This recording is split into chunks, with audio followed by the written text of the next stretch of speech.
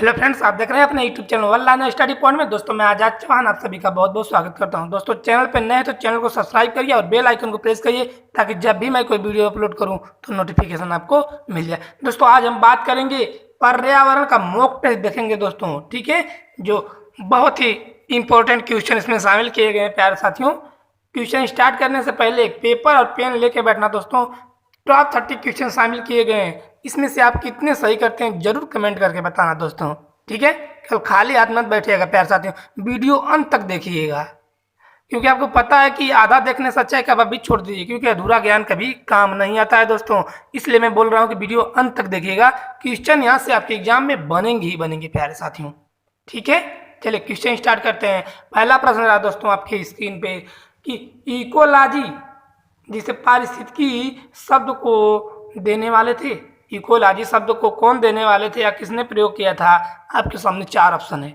मेरे बताने से पहले आप अपने पेपर पर टिक कर लेना कि इसका सही कौन सा हो जाएगा, ठीक है।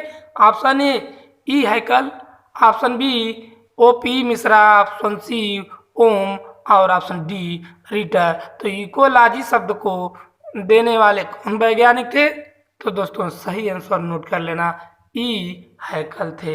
ए ऑप्शन आपका सही हो जाएगा प्यारे साथियों, ठीक है।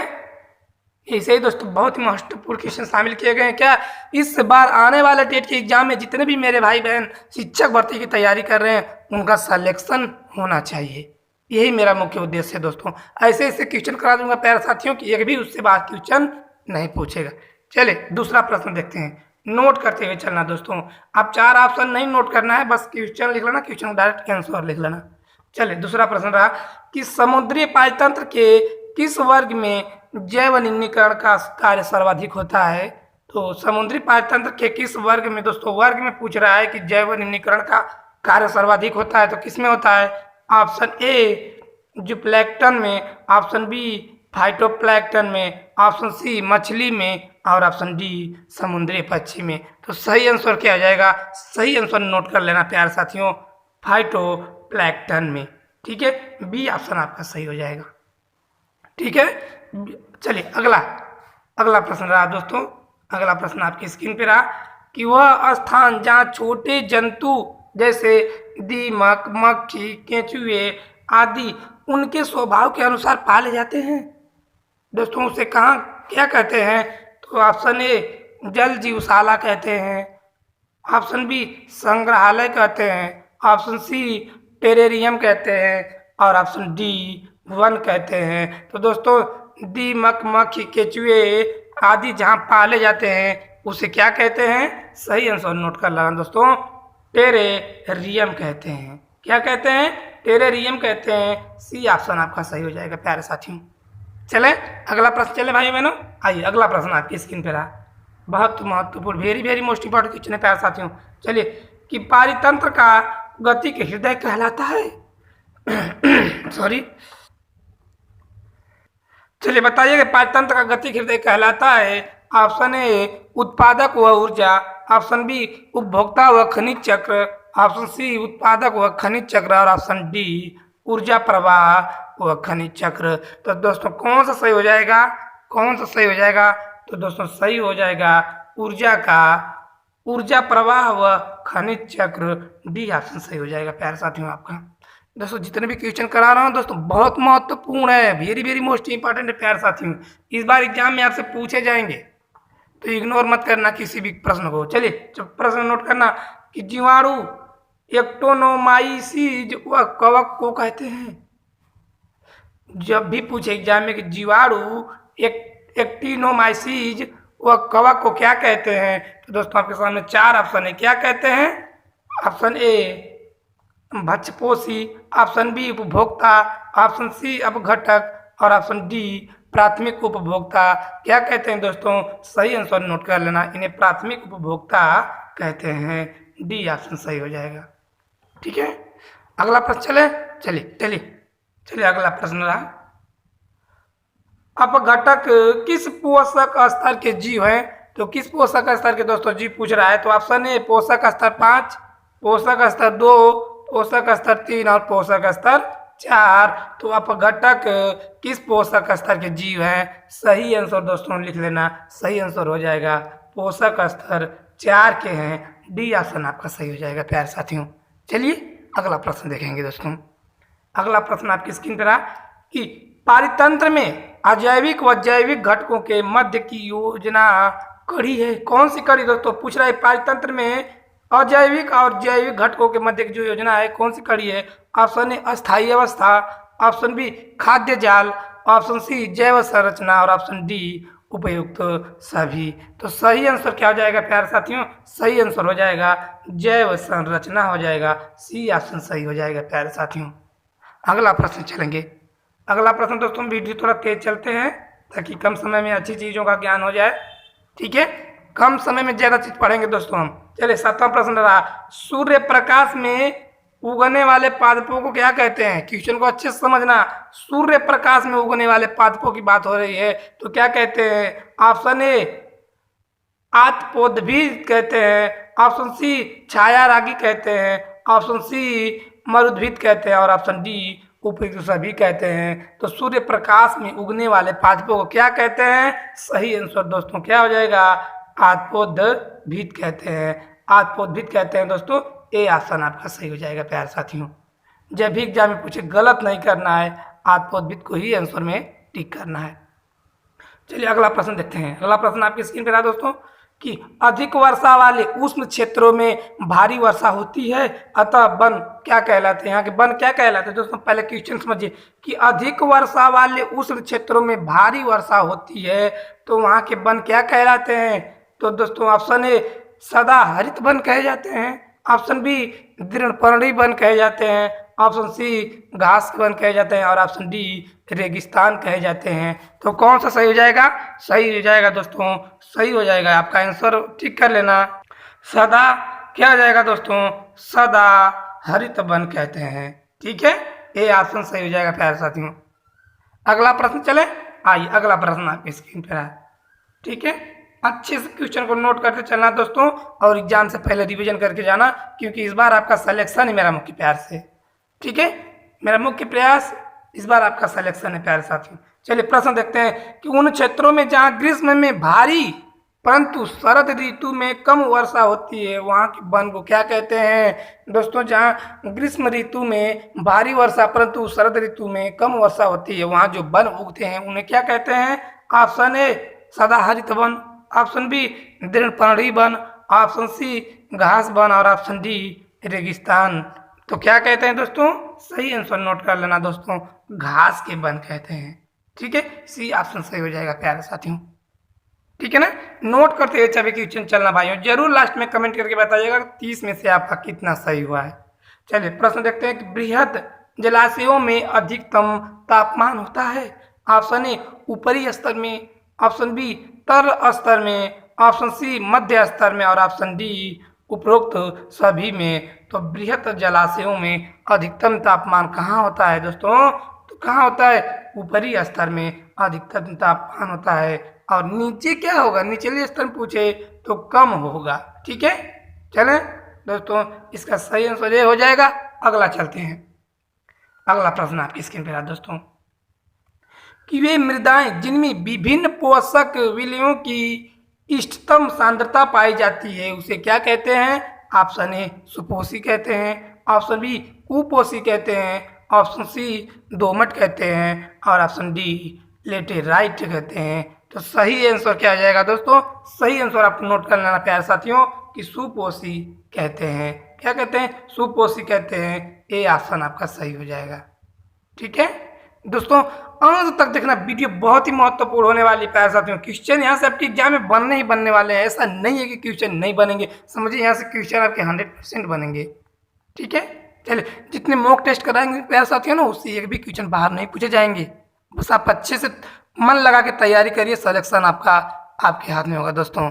अभी आपको पता है कि 69,000 वैकेंसी का भी वो कुल जारी हो गया है। अभी कल आपका वो रिजल्ट भी अनमेरिट भी आने वाली है, कितनी मेरिट बन रही है। तो दोस्तों आप थोड़ा सा मेहनत करेंगे ना दोस्तों, आपका सिलेक्शन हो जाएगा भाइयों बहनों।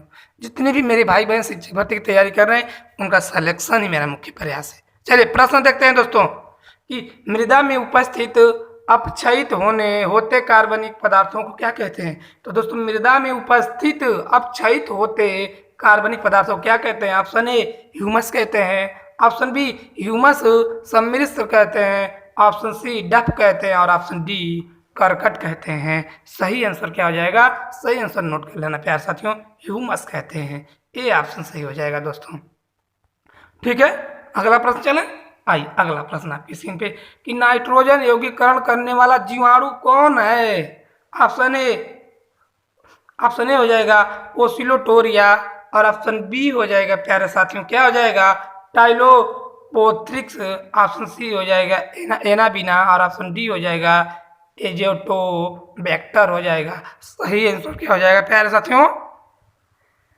दोस्तों सही आंसर नोट कर लेना, सही आंसर हो जाएगा आपका एजोटोबैक्टर हो जाएगा। क्या हो जाएगा? एजोटोबैक्टर हो जाएगा। डी ऑप्शन आपका सही हो जाएगा प्यारे साथियों। ठीक है, अगला प्रश्न चलिए। अगला प्रश्न आपकी स्क्रीन पर रहा कि परितंत्र का गतिक हृदय कहलाता है, क्या कहलाता है? ऑप्शन ई उत्पादक तथा ऊर्जा, ऑप्शन बी उपभोक्ता तथा खनिज चक्र, ऑप्शन सी उत्पादक तथा खनिज चक्र और ऑप्शन डी ऊर्जा प्रवाह तथा खनिज चक्र। तो दोस्तों परितंत्र का गतिक हृदय क्या कहलाता है? तो क्या कहलाता है दोस्तों? अभी मैंने इस क्वेश्चन कराया था, कई क्वेश्चन को रिपीट कर देता हूँ, देखता हूँ कि आपका दिमाग कितना पढ़ रहे हैं, क्या कर रहे हैं, इसलिए मैं रिपीट करते रहता हूँ। तो दोस्तों क्या कहलाता है? ऊर्जा प्रवाह तथा खनिज चक्र कहलाता है। डी ऑप्शन सही हो जाएगा। ठीक है, चलिए अगला प्रश्न। अगला प्रश्न नोट करना कि घास स्थल पारिस्थितिकी तंत्र में संख्या का पिरामिड कैसा होता है? ऑप्शन ए सीधा होता है, ऑप्शन बी उल्टा होता है, ऑप्शन सी रैखिक होता है और ऑप्शन डी तिरछा होता है। तो कैसा होता है दोस्तों घास स्थल पारिस्थितिकी तंत्र में संख्या का पिरामिड? तो हमेशा दोस्तों सदैव सीधा होता है। ए ऑप्शन सही हो जाएगा प्यारे साथियों। ठीक है, चलिए जब भी पूछे दोस्तों आपसे एग्जाम में, जब भी क्वेश्चन पूछे जाए कि घास स्थल पारिस्थितिकी तंत्र में संख्या का पिरामिड कैसा होता है, तो सदैव सीधा होता है। आपका आंसर सीधा ही रहना चाहिए। ए ऑप्शन से हो जाएगा। अगला प्रश्न चलिए बहुत ही महत्वपूर्ण, जिससे very very most important question, 10% का नियम देने वाले वैज्ञानिक कौन है? Option A Odum, option B Lindeman और ऑप्शन सी पेंसिल और ऑप्शन डी हो जाएगा दोस्तों हेकल। तो 10% का नियम देने वाले वैज्ञानिक कौन है? सही आंसर दोस्तों नोट कर लेना प्यारे साथियों, कौन है? तो दोस्तों लिंडमान है। कौन है? लिंडमान है। बी ऑप्शन सही हो जाएगा। बहुत महत्वपूर्ण प्रश्न दोस्तों है। चलिए अगला प्रश्न देखेंगे दोस्तों कि जीवों में खाद्य स्वभाव में जितना विविधता होगी, खाद्य श्रृंखला उतना ही होगी। क्या होगी? ऑप्शन ए लंबी होगी, ऑप्शन बी अधिक लंबी होगी, ऑप्शन सी छोटी होगी और ऑप्शन डी न अधिक न छोटी होगी। सही आंसर क्या हो जाएगा दोस्तों? 17 का सही हो जाएगा, अधिक लंबी होगी। ठीक है, ऑप्शन बी सही हो जाएगा। दोस्तों क्वेश्चन नोट करना, क्वेश्चन का डायरेक्ट आंसर नोट करना, 4 ऑप्शन लिखने की कोई जरूरत नहीं है, मैं बार बार आपसे कहता रहता हूँ। ठीक है, चलिए अगला प्रश्न रहा दोस्तों प्यारे साथियों कि किसी भी परितंत्र में कालांतर में जीवों की संख्या स्थिर हो जाती है। जीवों की संख्या स्थिर होने का क्या कारण है? ऑप्शन ए अपघटन के कारण, ऑप्शन बी उत्पादक के कारण, ऑप्शन सी प्रहरित के कारण और ऑप्शन डी ये सभी। तो सही आंसर क्या आ जाएगा? सही आंसर दोस्तों हो जाएगा ये सभी, क्योंकि अपघटन के कारण भी स्थिर होती है, उत्पादन के कारण भी स्थिर होती है और प्रहरण के कारण भी स्थिर होती है। तो इसलिए आपका डी ऑप्शन सही हो जाएगा ये सभी। ठीक है, अगला चले। आइए अगला प्रश्न दोस्तों आपकी स्क्रीन पे, एक से अधिक जातियों का समूह जो किसी स्थान पर रहता है उसे क्या कहते हैं? ऑप्शन ए पारतंत्र कहते हैं, ऑप्शन बी जैव समुदाय कहते हैं, ऑप्शन सी जैव समुच्चय कहते हैं और ऑप्शन डी उपयुक्त सभी कहते हैं। तो एक से अधिक जातियों की बात की जा रही है दोस्तों, एक से अधिक जातियों की बात की जा रही है, ये समूह को किसी स्थान पर रखते हैं उसे क्या कहते हैं? तो जैव समुदाय कहते हैं। महत्वपूर्ण क्वेश्चन है दोस्तों, क्वेश्चन को समझ के उसके बाद आप आंसर देना। ठीक है ना, चलिए प्रश्न रहा अगला कि एक पारितंत्र में शैवाल जिसे हरिकाई का स्थान होता है, हरिकाई का स्थान कौन सा होता है? ये ऐसे भी पूछ देगा कि एक पारितंत्र में शैवाल का स्थान होता है। ऑप्शन ए उपभोक्ता का, ऑप्शन बी उत्पादक का, ऑप्शन सी अपघटक का और ऑप्शन डी उपयुक्त सभी का। सही आंसर क्या हो जाएगा प्यार साथियों? सही आंसर हो जाएगा आपका उत्पादक का। क्या हो जाएगा? बी ऑप्शन सही हो जाएगा प्यार साथियों। ठीक है, अगला प्रश्न चलिए। आइए अगला प्रश्न आपकी स्क्रीन पर है दोस्तों, बहुत ही महत्वपूर्ण दोस्तों, आपके लिए लास्ट में एक क्वेश्चन रखा हूँ, उसका आंसर आप कमेंट करके बताएंगे।